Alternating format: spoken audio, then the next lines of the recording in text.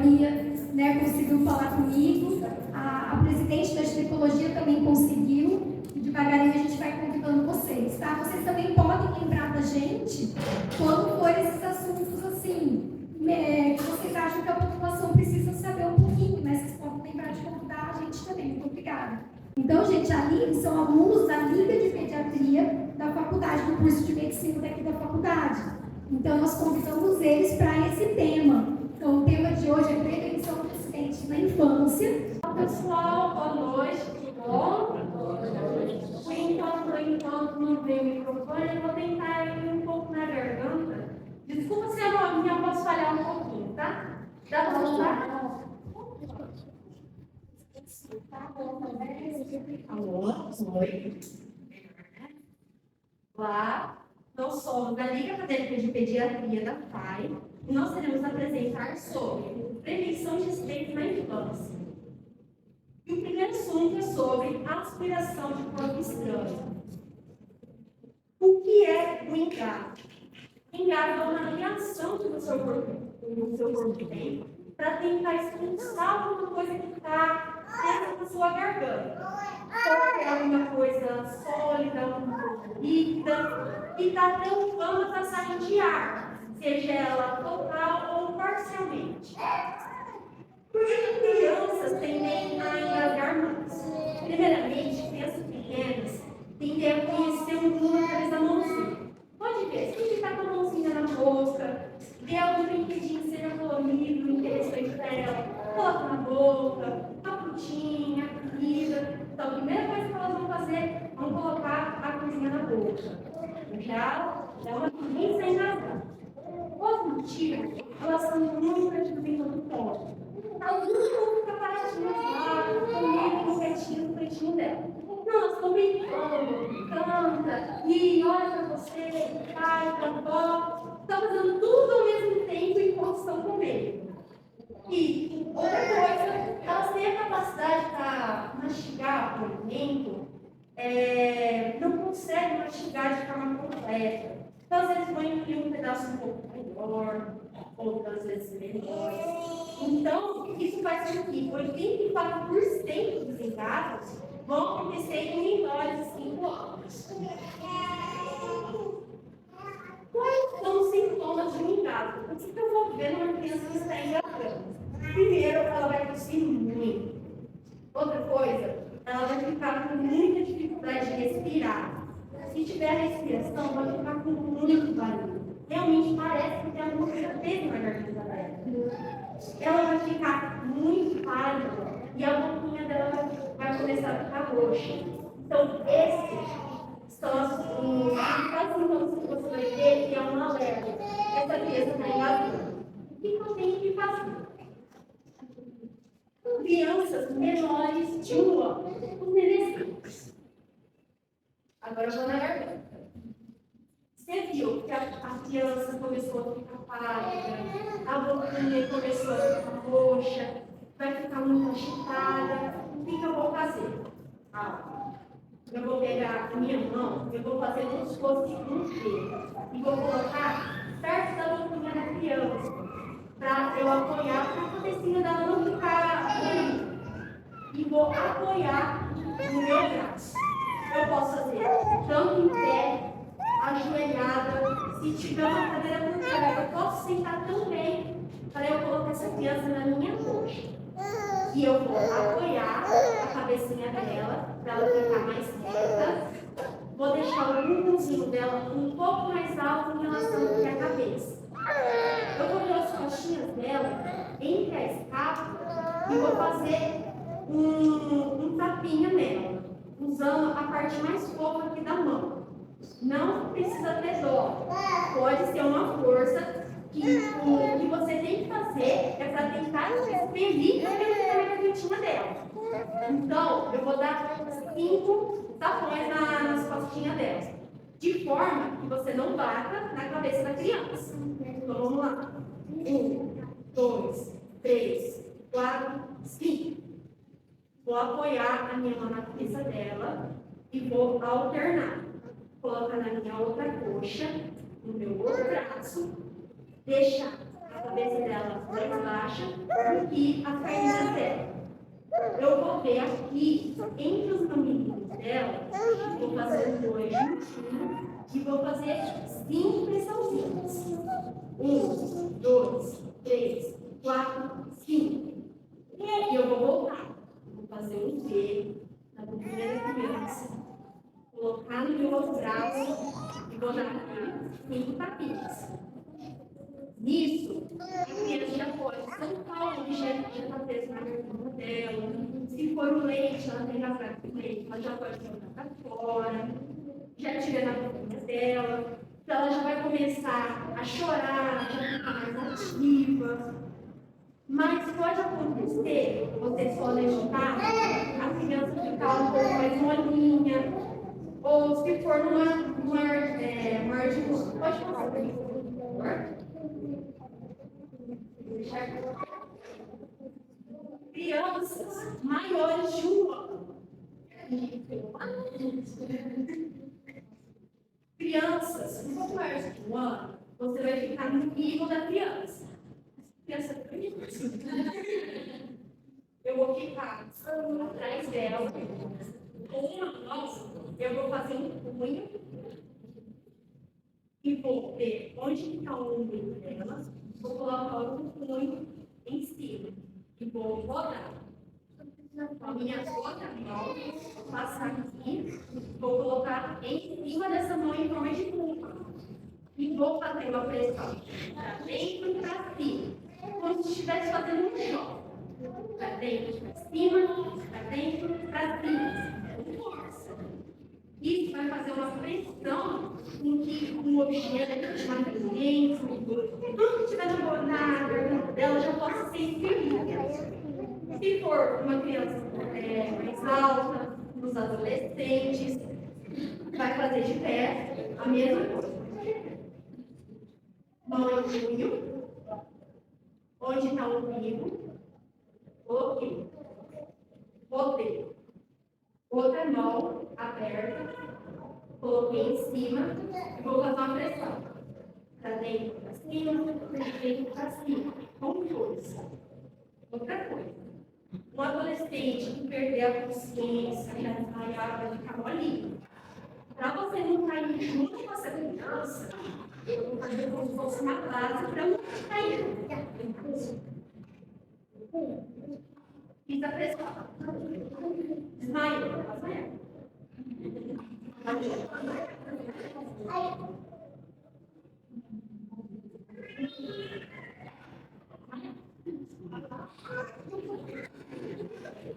Maior criança, o adolescente esteja mais alto que você. O que eu fiz, uma base para eu apoiar essa criança, para eu não ter junto. Dizendo que ele é novo, não é não. Olha o adolescente, que esse adolescente é novo, né? Então, então, uma perna, eu vou apoiar no ele, vou fazer um movimento de expulsar o maior.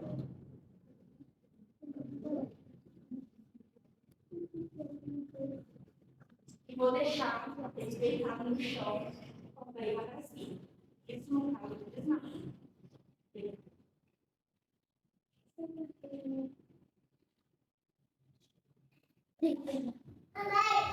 Boa noite, gente. Posso ter uma vergonha aqui, mas. Tá. Aí, se a criança desmaiar, o que vocês vão fazer?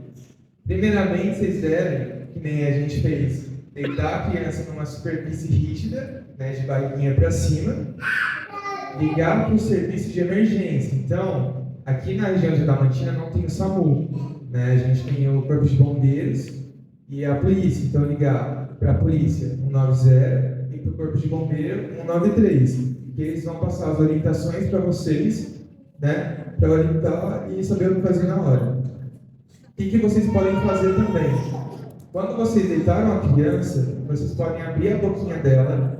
Se for visível o objeto na boquinha, vocês vão fazer um movimento de pinça e vão tentar retirar calmamente aquele brinquedo ou objeto, né?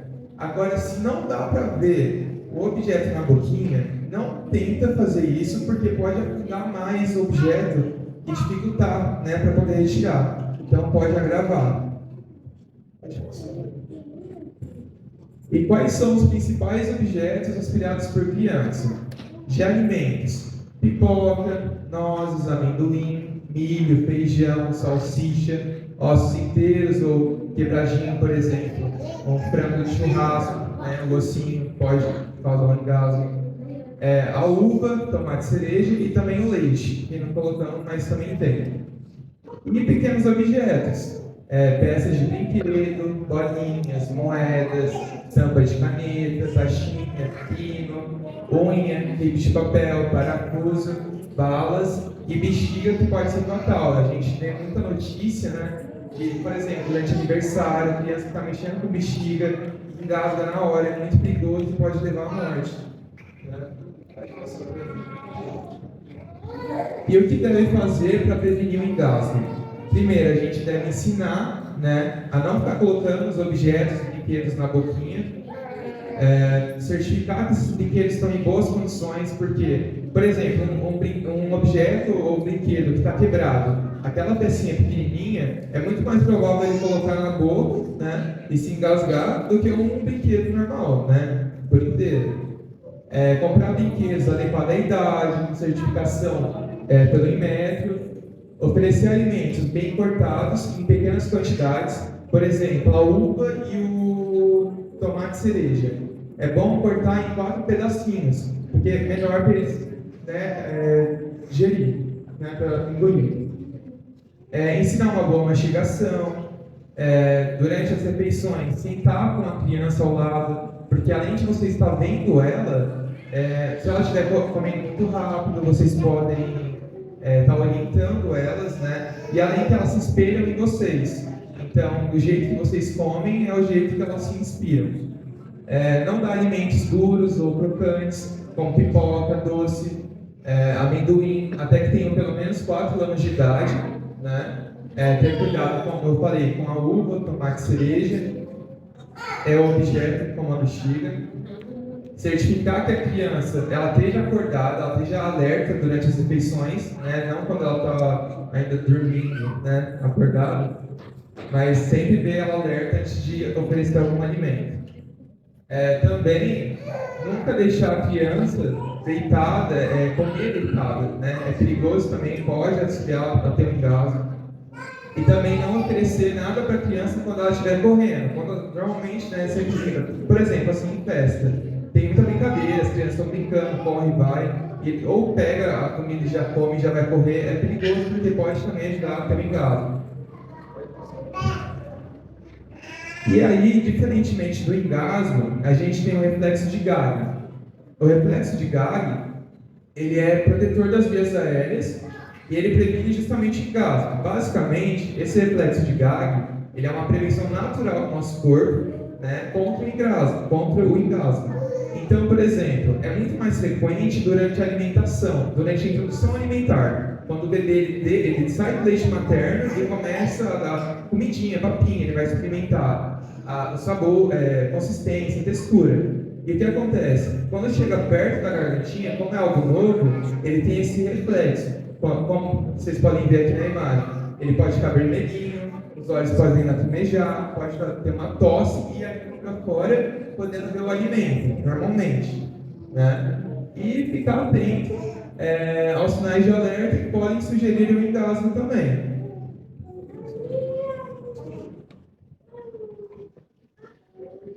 Obrigado. Muito obrigada.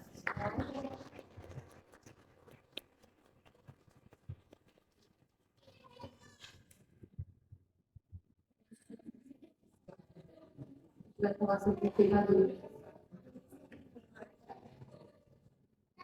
O que são queimaduras? São lesões de pele ou por causa da hipertensão, da eletricidade ou calor que é muito. Os tipos de queimaduras da perna é através do contato do corpo, do painel quente, com objeto quente.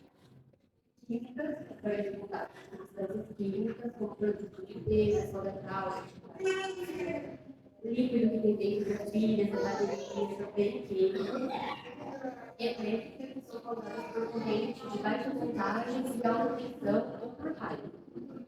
A mais comum é por baixa voltagem, porque as crianças são curiosas, né? E colocam o dedinho na tomada, ou enfiam algum objeto metálico na tomada, isso gera um choque, que causa uma queimadura, porque fica passado e explica. Como que a gente pode prevenir essas queimaduras? Não segurar nem manusear líquido, caneca, leite, com criança no colo. Ter cuidado com a temperatura da água, quando for colocar a criança no banho ou na banheira, que pode ser ficar quente, simplesmente ficar antes. Não permitir a entrada de crianças até a idade escolar, escola da idade escolar, porque depois já tem um incidente maior, na cozinha tem um adulto. Principalmente quando o forno está ligado, quando o forno aquece, quando o fogão, a criança pode abrir e se queimar. Cozinhar os alimentos, preferencialmente na boca de trás do fogão, sabe que é difícil, mas preferencialmente, e sempre manter os cabos das panelas virados para trás. Ele escutou sem microfone, né? Então, dando continuidade para a nossa televisão, por que a gente colocou só a térmica? Porque a térmica é mais comum. É muito mais fácil para vocês, principalmente.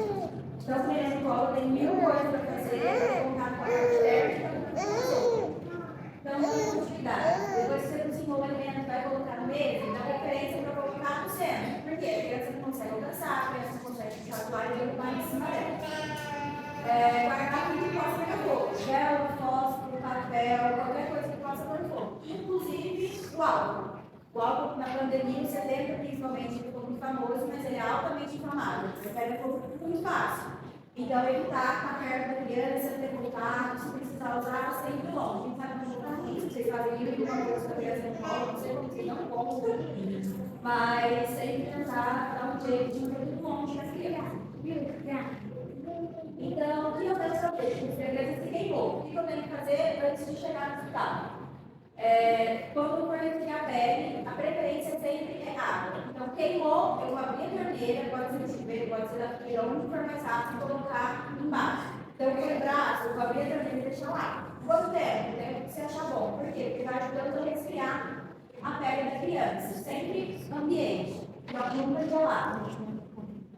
Mudou roupa junto, mudou alguma coisa junto, deixa lá. Não puxa. Deixa a água escorrer, porque quando chegar no hospital, eles vão resolver essa questão. Nunca colocar nada, manteiga, óleo, açúcar, pasta de dente, gelo, qualquer coisa. Nunca coloca. Por quê? Porque pode piorar a lesão ao invés de melhorar. Então, assim, sempre água. Queimei, depois eu vou colocar água. Ai, não tem água no ambiente, só tem água gelada. Joga água gelada dentro. Mas sempre água, nunca outras substâncias. Por quê? Porque pode infeccionar. Então, assim, como está aberta essa parte da pele, se eu colocar açúcar, se eu colocar óleo, eu posso tomar a pele ali, ela entrar e vai piorar essa lesão. E aí, ó, enfermar a bolha, evitar por essa coisa, que dá vontade, mas evitar porque a camada de proteção da pele vai ter ali morrer. Se a criança tiver alguma joia, alguma bijuteria, alguma coisa que esteja prendendo, é importante a gente tirar. Por quê? Quando a gente inflama essa pele, geralmente ela vai inchar. Então, se eu queimei meu dedo, eu tenho um anel, eu não consigo tirar depois. Então, vai ser dois problemas. A queimadura e inchaço, porque eu vou ter que tirar depois. Então, se for bijuteria, se for joia, se for a ordem que a gente colocou, se a criança tem alguma prótese, outra, a gente aconselha a tirar. E não tocar na área pesada, a gente protege com o pano limpo. Então, para chegar no hospital, eu tenho um pano limpo, eu coloco por cima, com ele às vezes molhado, e protegimento médico. Se não eu tenho que chegar ali para a ambulância, eu tenho que estar ou eu ligo para o bombeiro e deixo lá com a água. Se for ligar para o bombeiro, deixa na água lá. Se for trazer, olha para o coloco por cima e protege aquele lugar. Basicamente, o que foi isso.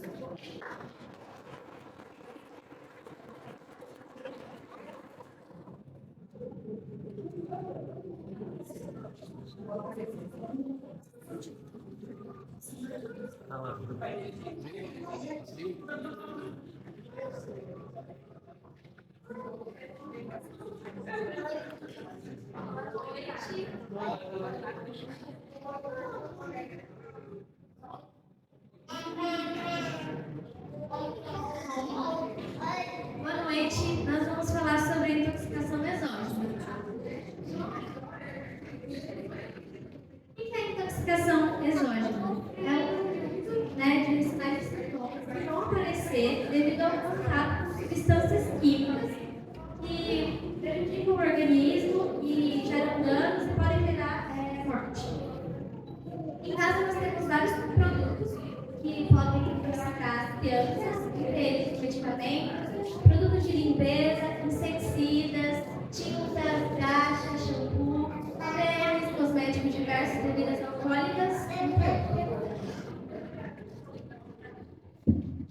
Boa noite. Bom, a gente vai considerar as crianças vai dar se elas participar de alguma desses objetos.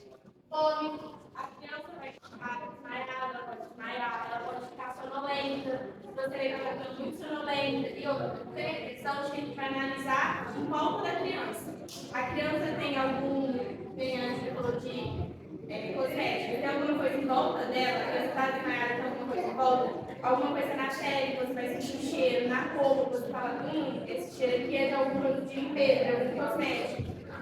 Dificuldade para respirar. A criança pode vir a ter compulsão, algumas vezes pode ter queimaduras, você vai ver pela pele, sonolência e uma salivação muito excessiva também que a criança pode ter. Boa noite. Então, como que a gente deve agir frente a essa intoxicação, né? Hoje em dia, existe o Centro de Informação e Assistência Toxicológica, que é uma unidade que vocês podem ligar e eles vão ajudar, auxiliando no que deve ser feito.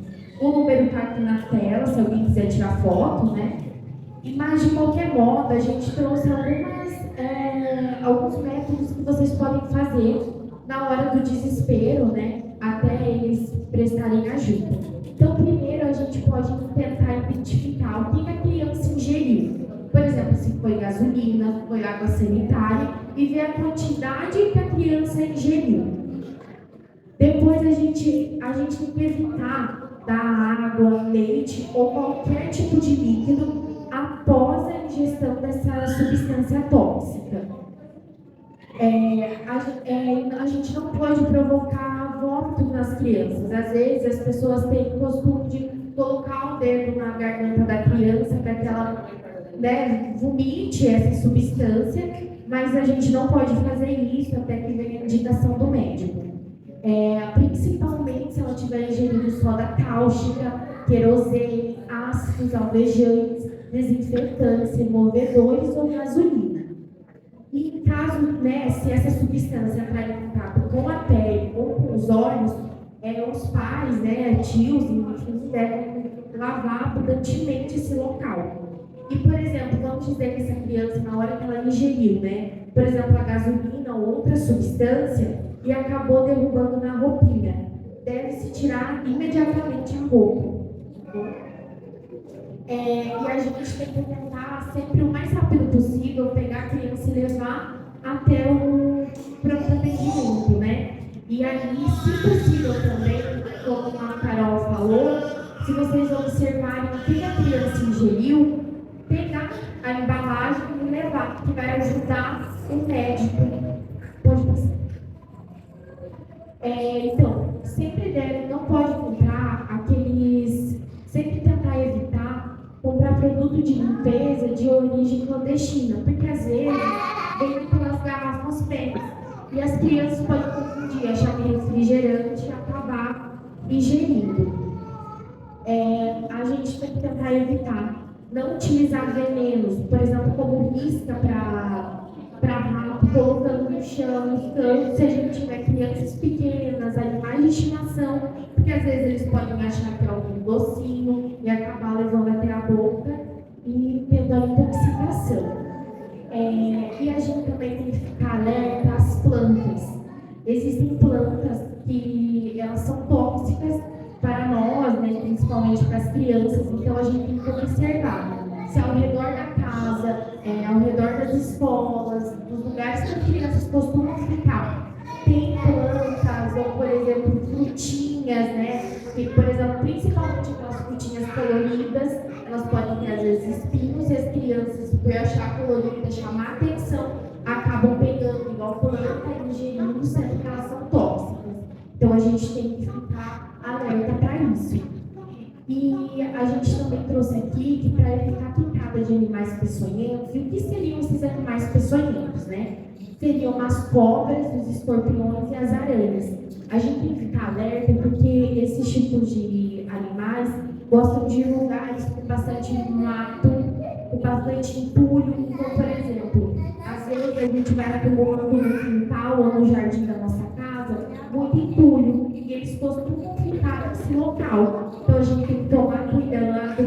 ficar acumulando, não deixar as crianças andarem descalços e evitar também, né, o contato de lugares que tenham esses animais.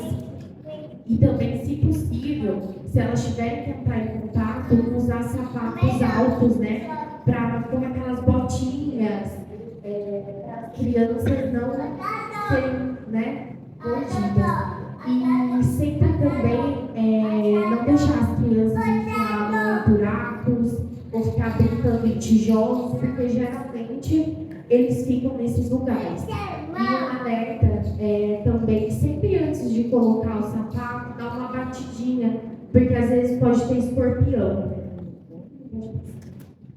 Muito obrigada, gente. Se alguém tiver alguma dúvida, a gente está aqui para responder. Obrigada, gente, pela atenção.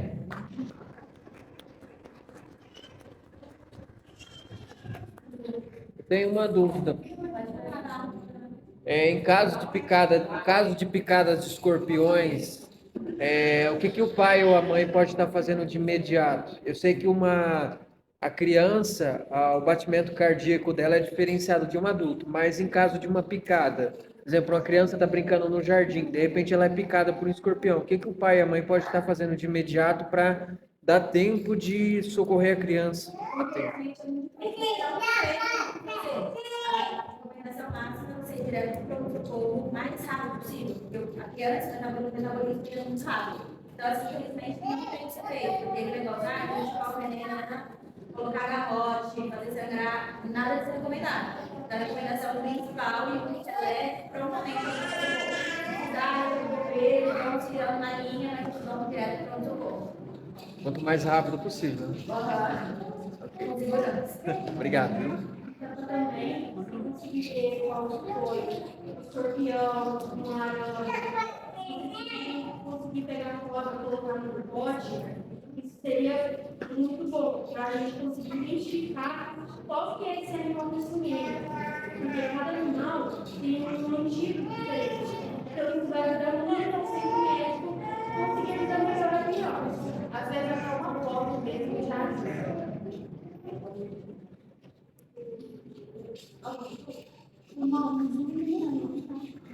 Eu posso falar uma experiência?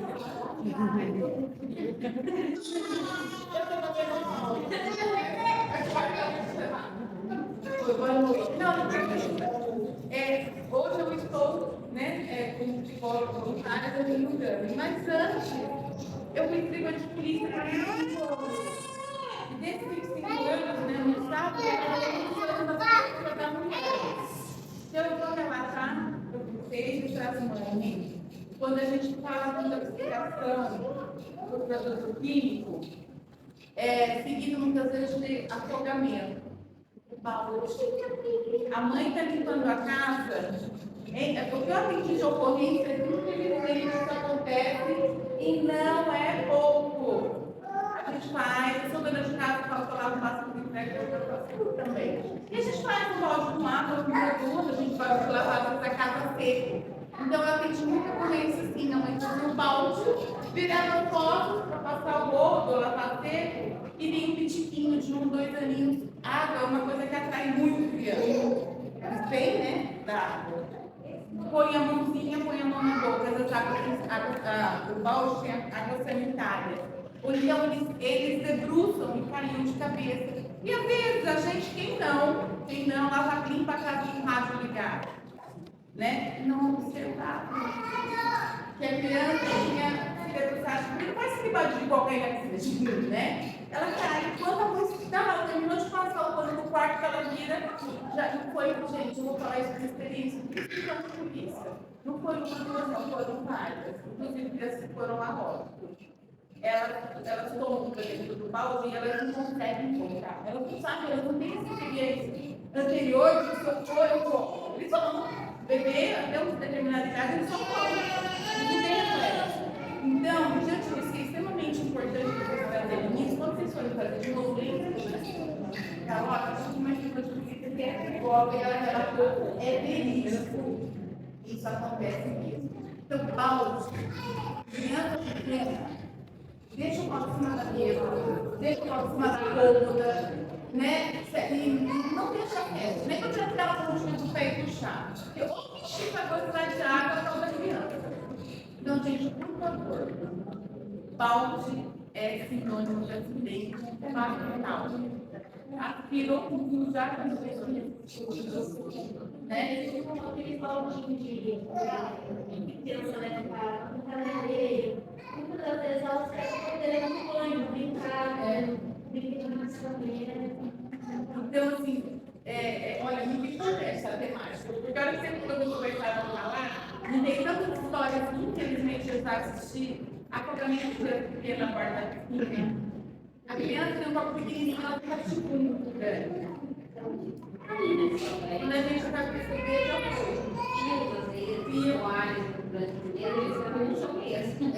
mas do tal balde montada, a gente não tem. Nem lava balde, nem balde. É sempre função dessa época que a gente fazia balde para deixar as fraldas de molho, né?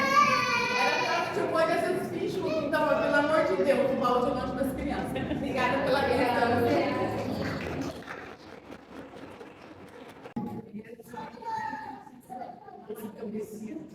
Vamos ter a Ana Cláudia fazendo um pouquinho, depois eu só vou falar um pouquinho para essa parte.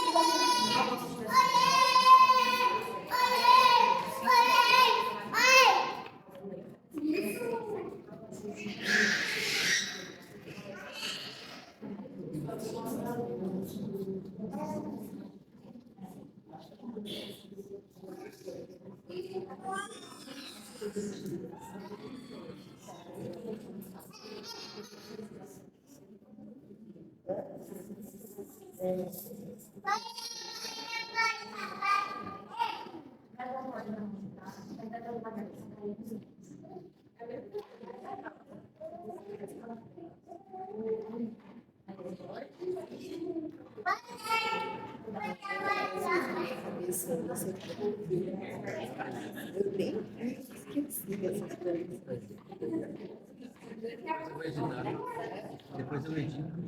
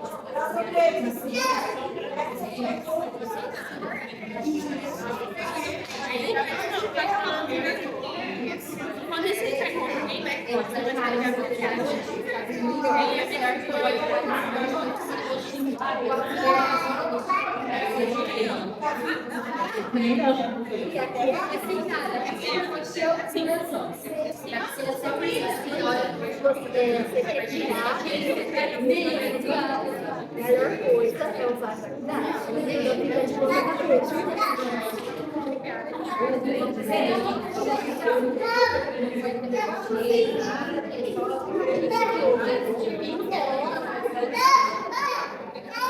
A melhor forma de colocar o bebê para dormir é na posição de ladinho, né? Coloca de ladinho, você não vai rasgar, não vai dormir à noite, vai voltar. Então, mas hoje a gente sabe, né, que o Sociedade Brasileira de Pediatria fez vários estudos, vários testes, que a melhor forma de bebê dormir é de barriga para cima.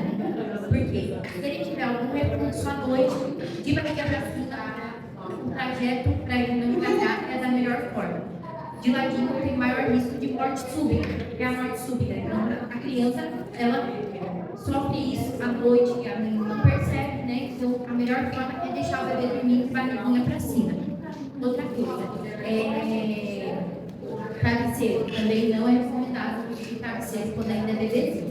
Foram essas dúvidas que surgiram, achei legal, né, comentar com todos, porque pode ser uma dúvida da maioria.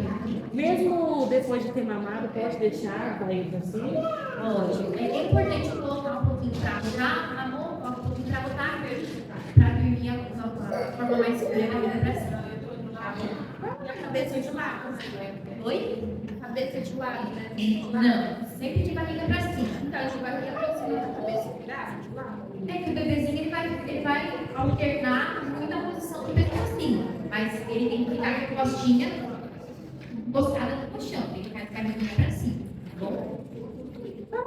O travesseiro não aumentar, devido à posição que o bebezinho fica, né? Porque fica um pouquinho mais alto, nem aquele pitininho. Não é recomendado o travesseiro para bebezinho, né? Eles têm até uma apertada e tal, é uma coisa que a Sociedade Brasileira está tentando, né, fazer essa retirada, né? Que antigamente, né, a maioria dos enxovais, carceirinho, tudo. Outra coisa também que eu estava comentando com a mãe é aqueles protetores de berço que vem no enxoval, colocam em volta do berço. Também não é recomendável, devido o bebezinho está dormindo, a mãe também está dormindo, o pai não percebe que pode cair à noite e tampar a respiração do bebê. Então não é recomendado travesseiro, não é recomendado protetor de berço, é só a caminha, né, o colchãozinho e o lençol, só isso. Não precisa protetor, não precisa travesseiro, nada, tá bom? Senão é o risco da morte súbita, né? Cai, e a criança, a mãe não vê, cai o protetor de berço, gruda, né? O berço pode cair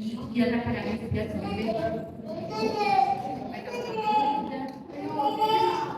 Uma coisa, ele falou um pouquinho. E até o risco de fora.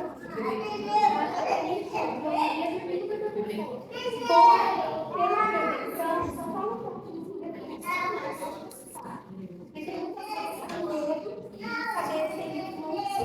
E aí tem o medo de colocar até no tempo que no carro E aí ela chegou a falar, gente, na dúvida, deixa eu pegar se quiser ver a informação na prevenção. Eu posso falar. Como eles estavam comentando aqui, o bebezinho naturalmente tem aquele reflexo sugar, que a gente fala só reflexo natural. O que o bebezinho vai apresentar, que é natural, que é fisiológico, para ele estar mesmo blindado. Muita gente acha que ele está se afogando, mas é diferente do blindado, porque às vezes passar os sintomas aqui, a criança vai ficar patinho, coxinha, vai ficar com aquela respiração dificultosa, então é diferente do reflexo normal, que é o reflexo do gago, para ele evitar esse tipo de refluxo. Importante a criança amamentar, se manter ela em pé e depois não tem problema nenhum deixar de barriga para cima para evitar o engasgo, a morte súbita. Tá bom? Vai dar outra.